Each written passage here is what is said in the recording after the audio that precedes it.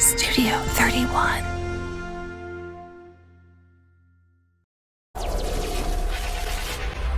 You're watching My 53. And now, your no-wait weather forecast from My 53. What a difference one day makes, right? Our high in Fresno today, just 58 degrees. It was also very windy, and many parts of our viewing area did see some much-needed rain. It was a different story, though, down south in Bakersfield, as the city was 10 degrees warmer at 68, and it was mostly sunny across Kern County today. Any more rain this week? We'll detail it all out for you in your full no-wait weather forecast. But first, Merced police are investigating after one of their own hits and kills a pedestrian over the weekend. Plus, more people died of a fentanyl overdose between the ages of 15 and 35 than COVID in the United States. That's just fact. I am digging deeper tonight with Darren Redmond from Parents and Addicts in Need. They were the 2021 Nonprofit of the Year in all of California. Also, changing the 40-hour work week to 32 hours in the Golden State. It's gaining some momentum. We'll fill you in. And Tower Porch Fest rocked Fresno's Tower District this weekend. We've got a recap. From Fresno to Bakersfield and covering all of California, this is the Valley's only 8 o'clock news. My 53 News at 8 starts right now. It is Monday night, the 11th of April. Good evening, I'm Austin Reed. The investigation continues tonight after a deadly crash in Merced over the weekend. Police say it happened shortly after 5 a.m. Sunday near G Street north of 18th. Officials say the pedestrian was killed after being hit not once but twice. First by a sedan and then by a City of Merced police car rushing to the scene. The officer involved has been placed on paid administrative leave. More tragic news tonight. This story involving a toddler who also died over the weekend, but in Fresno County. Fresno County Sheriff's deputies say the 2-year-old boy was run over by a truck at Lost Lake in Fresno County. The crash happened just before 7 p.m. Saturday. Officials say the toddler's parents were apparently loading him into their car and thought he was inside, but actually had wandered onto the roadway. The investigation will continue. And we have more sad news tonight involving a famous NFL quarterback who was hit and killed by a dump truck over the weekend. The NFL says Pittsburgh Steelers quarterback Dwayne Haskins was killed Saturday when he was hit by a dump truck while he was walking on a South Florida highway. Florida Highway Patrol confirmed the accident on westbound Interstate 595. Still no word on why the 24-year-old football star was on the highway at the time. Well, tonight, firefighters in San Jose have finally contained a 5-alarm fire that tore through a Home Depot in South San Jose Saturday night. The fire was first reported at around 5 p.m. at the store. No injuries were reported. That investigation will continue this week. Well, a man who started a 2020 wildfire that killed 12 endangered California condors and seriously injured a firefighter has been convicted of arson. Ivan Gomez was convicted Thursday in Monterey County of 16 felony counts, including arson and animal cruelty. He could face up to 24 years in prison. We are following up tonight with new details in the recent mass shooting in downtown Sacramento. The Associated Press is reporting that one suspect arrested in connection with the shooting outside bars in Sacramento served less than half of his 10-year sentence because of voter-approved changes to state law that lessened the punishment for his felony convictions and provided a chance for earlier release. Smiley Ann Martin was freed in February after serving time for punching a girlfriend, dragging her from her home by her hair, and whipping her with a bat. That's according to court and prison records. Shifting our focus now to the latest on the war in Ukraine. If you missed some of the new developments this weekend, here they are for you tonight. First off, 9 evacuation corridors in the country's east and south have been agreed. Ukraine's deputy prime minister said Sunday, 2 days after a Russian missile strike on a train station killed at least 50 people. Meanwhile, a military convoy has been identified to the east of Kharkiv, where Ukraine's defense intelligence chief warned of a potential potentially major offensive by Russian troops. Also, Russian President Vladimir Putin has appointed a new general to direct the war in Ukraine as his military shifts plans after a failure to take Kiev. And finally, European officials said the Russians are feeling self-imposed pressure to achieve some sort of victory by May 9th, the date Russia celebrates victory over Germany in World War II. Do stay with My 53 News for updates. A new bill working its way through the state legislature could change the definition of the work week from 40 hours to 32 hours. Lawmakers say the change would improve quality of life and even productivity. That could mean working fewer hours.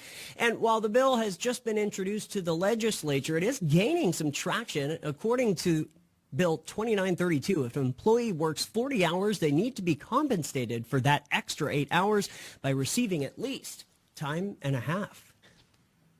Well, the average U.S. price for a gallon of regular gas dropped 10 cents over the past 2 weeks to $4.27 per gallon as oil prices continue to fluctuate.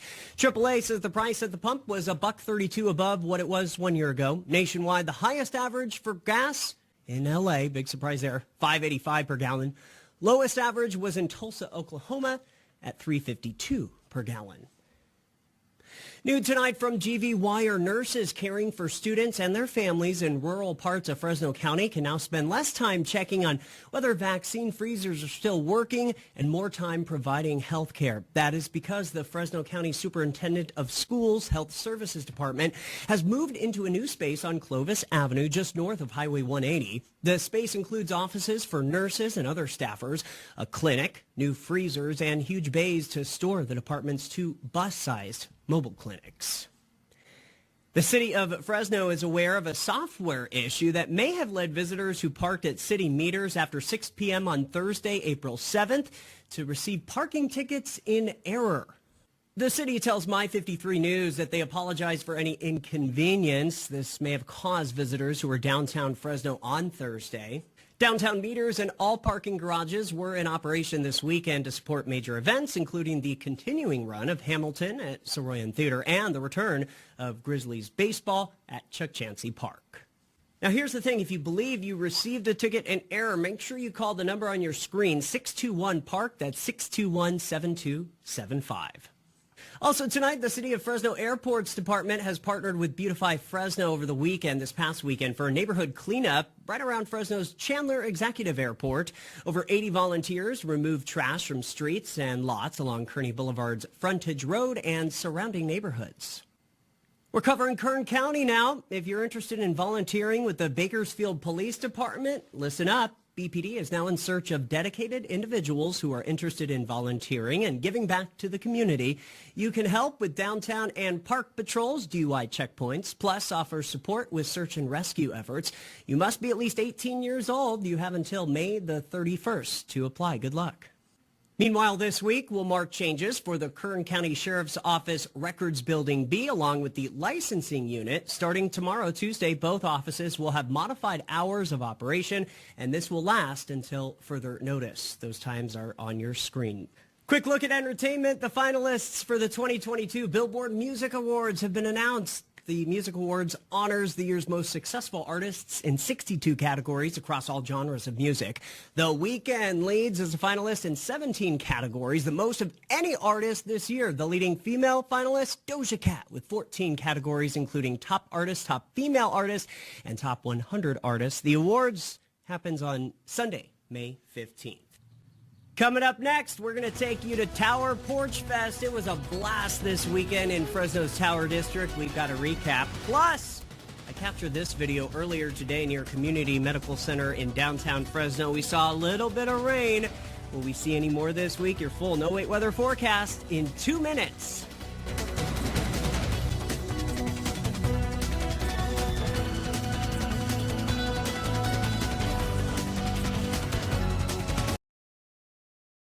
You're watching the Valley's only 8 o'clock newscast with Austin Reed. This is My 53 News at 8. Hey, over the weekend, I had the honor of emceeing this event. It was at the famous Al Radka Park in Fresno. It was a Easter egg hunt / giveaway for kids all across the Central Valley. It was brought to you by Grocery Outlet.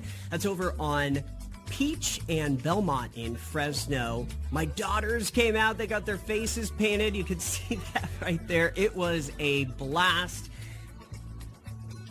The Fresno Police Department also on scene along with many vendors. So shout out to everybody that came out on Saturday at Al Radka Park for the big Easter celebration here in Fresno. And now, your no-wait weather forecast from My 53.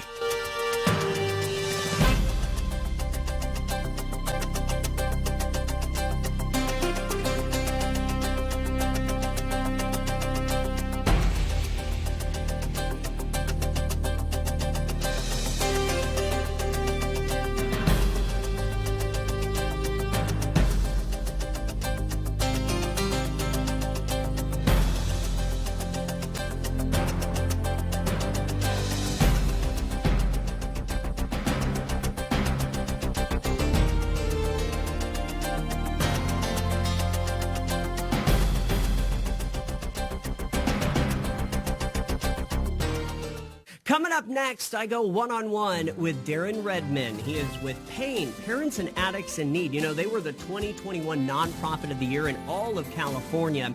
We're going to talk about that, plus his new documentary. Stay with us.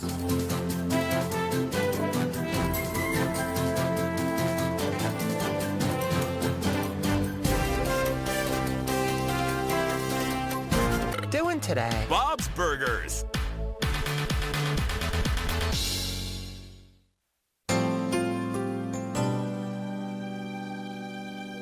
Hi, everybody. Welcome back. I'm Austin Reed. Connect with me on Facebook, Instagram, Twitter, and TikTok at Austin Reed on Air. Guess who my guest is today? Darren Redmond. Hello, my friend. It's been a long time, maybe 3-4 months since we've last At least. done an I interview. tell you can bring a smile to a sleeping person's Oh, face. No, you really can. You're just a good soul. Thank you. You are too. I appreciate you. that. What's up? A lot has been going on. Yes, a lot is going on. We just had the release of the documentary on over-the-air television on KMPH. We talk about that. That's been going on great. We'll have some announcements regarding the podcast very soon. Okay. And we're actually in production on the second documentary, Don't Hide the Scars Project, Volume 2. Already? What has the response been thus far from your documentary? You know, working with KMPH, working with PAIN. What happens, and you sit with people every day. So you're a wonderful person to talk to about this. We sit with people every week, and they have these compelling stories. But the bottom line is 45 minutes is not enough. Then you put on a layer of news and reality and the changing times out there, that more people died of a fentanyl overdose between the ages of 15 and 35 than COVID in the United States. That's just fact. Right. And there's a story there that needs to be told. And people are like, how are you going to do it? You're not funded. You're not this. And people love to throw negative arrows at people. Oh, I know. The hatred. Oh, absolutely. They say they're trying to do it and they mean well. But do they? I don't know. I can't speak for other people, but I can only speak for the mission that Flint Anderson started when he started PAIN, and the people that we talk to each week and were involved in our movie. We have 3 mothers who lost their children, as you know, in the documentary. And people were like, okay, you want to do this story. And we have a few people in there who survived their addiction and now aren't just surviving, they're thriving. And people say, okay, but who should target audience? You don't want to scare children. You don't want to scare parents. I don't want to scare them, but I want to alert them. Listen, you could drive a car, and if your car doesn't have brakes, you're going to hit a wall. Yep. And we need to tell you that this is the brake pad that we're talking about. What you may learn here could save the life of somebody who lives in your house right now. So we went out and we did it very organically. And we started production during the height of COVID. So we had those restrictions. And we had 2 nights at the Maya Theater in Fresno, completely sold out, which blew people's minds. And then our good friends at KMPH and Marie Edinger, who's just a star person there. Reporter, yeah. Great reporter there. Picked up the mantle and spoke with the GM and said, hey, we want to run this as part of an hour, because our documentary is a half hour, and of facts for families. And they did a 30-minute special called Crisis in the Valley. Marie wrote it, produced it, directed it, hosted it on the fentanyl crisis and opioids. And there were people on it like Flint Anderson and Lisa Smith-Camp and doctors and to kind of give people that sort of informational aspect to the crisis. And our documentary that we did, Don't Hide the Scars, was from the mouths of addicts, from the mothers who've lost children in their homes. And the response has been compelling. People want to see it again. They want. They're talking to their schools about running it in schools. Great. So there's other Fox affiliated stations that want to run it. So it's a good thing. It's humbling. Yeah. Part 2. What are people going to see? So we sat and we had a discussion. What do we want to do next? Because we wanted to build this thing like Jenga, interchangeable parts. And Flint had this wonderful idea. Let's show people 24 hours of an addict. What is it like? What do we think's going on? What's going on? And I don't want to give too much away, but it's pretty compelling. Tell me a little bit, let's dive deeper into this fentanyl crisis. It's Sure. totally out of control. And what we're seeing is more and more police, busting people for this, and then they get sick. Yeah. So there's a couple of things that happen there. So there are these stories of a police officer who was around it and then went into convulsions and almost died, and then those are proven not to be true. Because what happens is, remember when we were kids? We were kids and we played the game called Telephone, and these well-meaning kids, from when you told them to say, this is a blue crayon, the last kid tells, pass down the line, they're saying, I like my waffles with syrup. Like, how did that happen? So the stories change, like the fishtails that people have. But the truth is this. Police and first responders have passed out when they've seen a lot of this stuff in the air. A lot of times it's from anxiety. We had situations, without going into detail, a few weeks ago where kids overdosed and they thought it was fentanyl, and it wasn't. It was from Xanax, as if that was okay. Now, granted, it was okay because they didn't die, but they're still bringing the Xanax in and around schools. So fentanyl is extremely dangerous. It's in everything. I was talking to a mother just last evening about fentanyl being sprinkled into gummies. What? Yep. Because think about this, okay? You're at home with the kids, right? Look how easy it is. How do you make a gummy? It's basically a gelatin. Well, you take Jell-O. It's very easy to sprinkle fentanyl into that. And the problem with that is somebody could use fentanyl and then they're dead. Yeah, absolutely. We don't know how much. Right. So, yeah, we don't. Because there's so many different variables. The opioid receptors that are in you. Have you taken opioids in the past? Concentration. All of this goes into play. And again, not always, because sometimes people know they're taking the fentanyl. But many times you don't know what's in there. You think that you're just crushing up some Xanax and you're snorting it and you're going to play with some Xbox. Yeah. You're not thinking of taking fentanyl. You're saying to yourself, I wouldn't take it. Michael Williams, the star of the movie Body Brokers, and big star, he died of a cocaine overdose because the cocaine was laced with fentanyl. It happens all the time. It is a complete crisis right now. Oh, 100%. So what do Michael K. Williams, Prince, Michael Jackson, and more people this year than between the ages of 15 and 35 have in common? They all died from fentanyl overdose. Remember, Prince died fentanyl. Michael Jackson, fentanyl. And that was, years ago, it wasn't as popular, but now it's... And that was, by the way, in a controlled environment with doctors. Yeah. Do you think, Shaky James up the street, who is just trying to mix it up to make some cash, is really regulating what he's putting in there? No. No, absolutely not. Right. So our documentaries want to tell these stories with harsh reality. Right. Finally, any suggestions for parents in relation to pain? Parents and addicts in Sure. need. What do you want to say to parents that are struggling with their kids or whatever? This is a wonderful resource that's not new to the neighborhood. Pain has been around since 2009.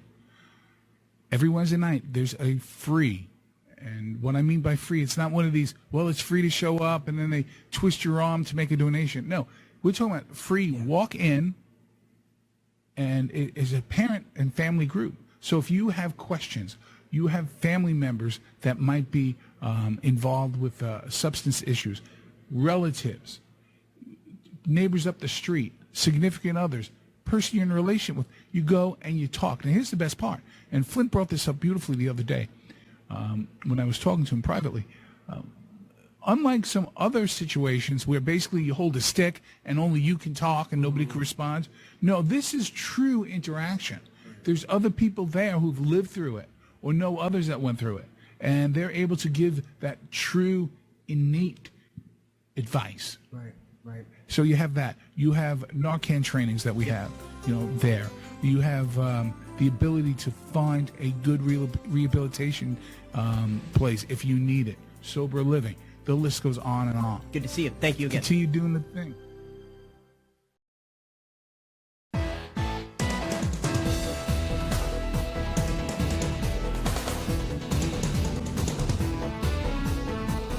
Welcome back to My 53 News at 8. I'm Austin Reed. It was a super busy weekend for me. Earlier, I was telling you how I emceed that event at Al Radka Park in Fresno. Well, later in the afternoon, I came out to this, Tower Porch Fest. This was at our studio outside, Olive and Van Ness in the Tower District. All these bands performed. It was a blast. And they're supposed to have another Tower Porch Fest coming up very, very soon, so we'll keep you updated on that. But there were musicians playing on people's porches all across the Tower District. All right, for some of you, the news continues. For others, we're signing off. I'm Austin Reed. Thanks for watching My 53 News. Have a great rest of your Monday night.